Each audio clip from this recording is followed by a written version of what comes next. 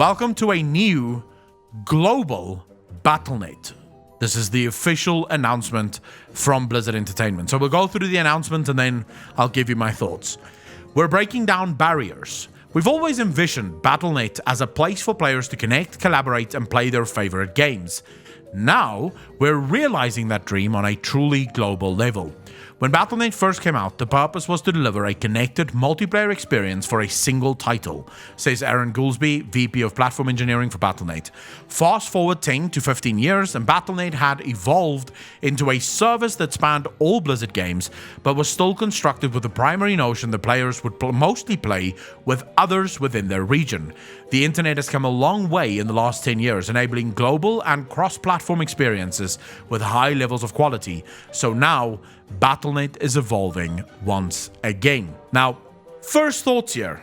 How many of you think that this might be the start of Blizzard actually introducing mega servers to World of Warcraft? So let's be clear.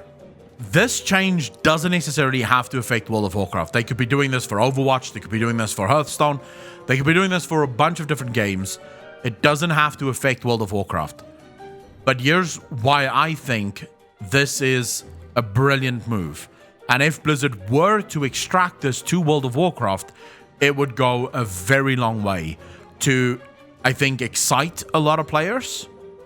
Right? It would go a very long way to excite a lot of players, but also hopefully to retain a lot of players. I think we can all agree that the idea of regions and realms within a game these days is very outdated. Think about the last time you actually encountered a new game that sort of restricted you to one specific region and you can't play wherever the fuck you wanted to play. I mean, it seems very archaic. There was a time where that was sort of important, right? There was a time where if you played on the EU servers from NA, your ping would be so high that you would actually fuck up everyone else that tried to play. There was a time where these things could happen, but nowadays, the vast majority of people, I can play on the NA realms and have a pretty good experience of it, and I'm from South Africa, right? So at the end of the day, we live in a world that's more connected than ever before. World of Warcraft seems to be one of the only final bastions.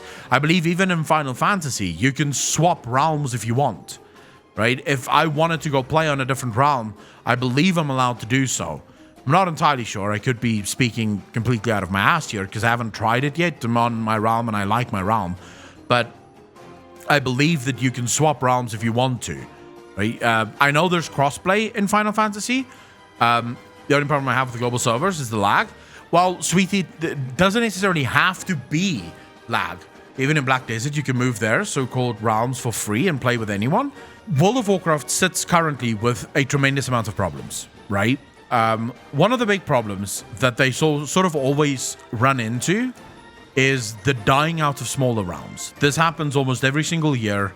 We'll, at least once a year, we'll have Blizzard having to, I guess you could say, change things around, right? So Blizzard has to figure out which realm is now going to be connected to which realm, because there's always one or two realms that is basically dying. The players have either left for bigger realms, or some of the players have quit, and that puts some of the realms in a very tough spot where those realms can't actually solve, like they can't raid, they can't actually do any of the content because there's not enough active people to do those things.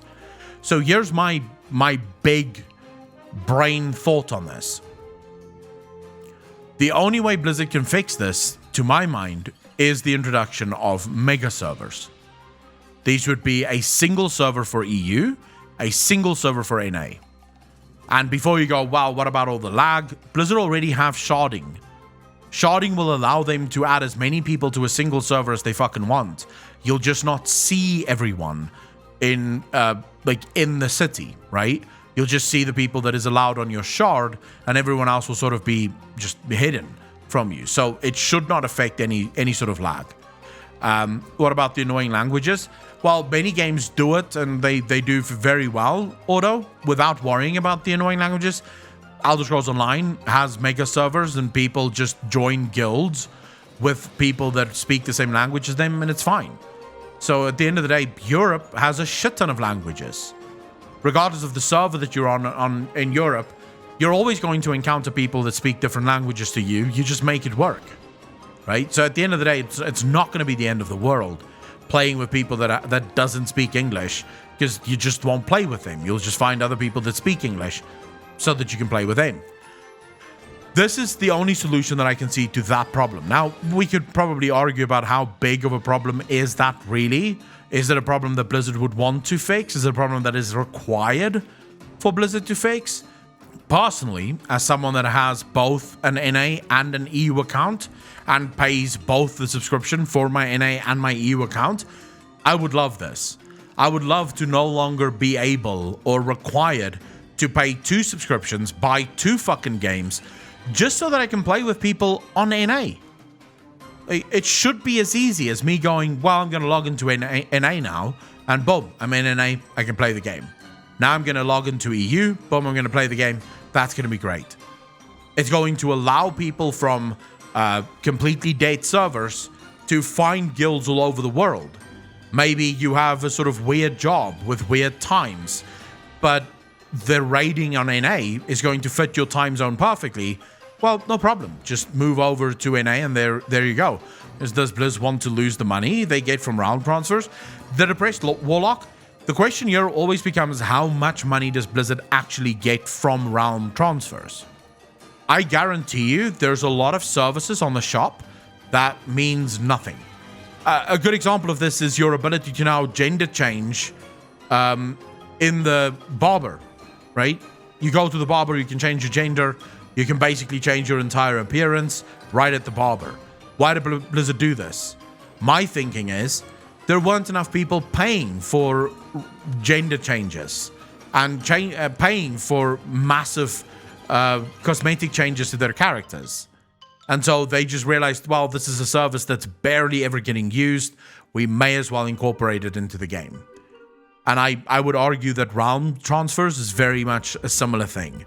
I don't think the vast majority of the player base is transferring realm every other day to the point where they're making enough money that it even feels worth their time to have this as a service. The bigger question is, how much more players can they get if this becomes a thing? I believe that within probably the next expansion, I think at the end of next expansion, we're going to get the announcement that World of Warcraft, whatever the expansion is after the next one, will be launching on consoles. For anyone that thinks that's not possible, first and foremost, Blizzard have already released controller support for the game. Once you have controller support for the game, console is not a fucking big dream that can't be accomplished. You have controller support. The consoles can handle everything else, right? So there's no problems there anymore. Blizzard already have the expertise. Overwatch consoles, Diablo consoles, they know how to do that. So it would be possible for them to just make the game and optimize it for consoles. Which is most likely how do you use the controller support. I tried and nothing. Crash the Fool, I've never really tried it, but I know people that do play with it. So it stands to reason that this is most likely going to be implemented at one point or another by Blizzard. I think they would be stupid not to, especially if they really want to optimize the amount of money that they make. Not having World of Warcraft on consoles makes no sense. Consoles have a very lower bar to entry than PCs do, and it would just allow Blizzard to basically double their player base almost instantly. Because you have a lot of people that no longer have PCs that can play Shadowlands, but would have a console that could do it, right? So I personally think this is something that would almost definitely happen within World of Warcraft. We are most likely going to see... So here we go. This is the changes that's actively happening. Starting today, friends lists from different territories will be merged into one. So you'll no longer need to switch regions in BattleNet to talk to your buddies on the other side of the planet. As global BattleNet rolls out, players around the world will be able to come together all across the larger Blizzard ecosystem without any hurdles for the first time ever, says Diana Hubbard. In doing so, they will be able to effortlessly expand their friendships, groups, and communities. paving the way for forging new bonds over our present and future epic gaming experiences. This is just the first step, and it will only get better from here. To accent this new era of global gaming and social connectivity on BattleNet, we've also updated our logo. We realized some time ago that our players would be better served by a global BattleNet that did away with the concept of regions, says Jeff Allison, lead product manager for BattleNet. But breaking down these barriers was a significant engineering task. Now that we've done it, we look forward to a future where all BattleNet players can communicate and game together, no matter where they are. BattleNet's global update also includes cross-platform functionality. This has given our game developers the ability to let you play with others between PC and console seamlessly. Again, this is a problem that could not have been solved prior to the updating of BattleNet.